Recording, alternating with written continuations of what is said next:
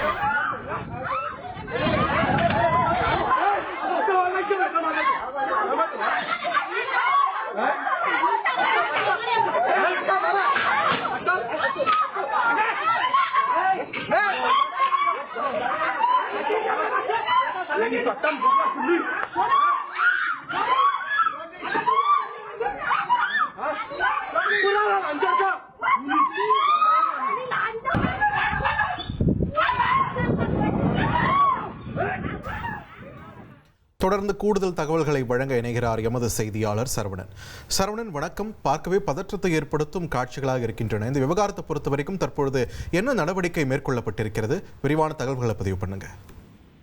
தெலுங்கானா மாநிலம் மேச்சல் மாவட்டத்தில் உள்ள நரசம்பள்ளி கிராமத்தைச் சேர்ந்தவர் பிரவீன். இவர் அதே கிராமத்தில் உள்ள சுவேதா என்ற பெண்ணை கடந்த 8 வருடங்களாக காதலித்து வந்துள்ளார்.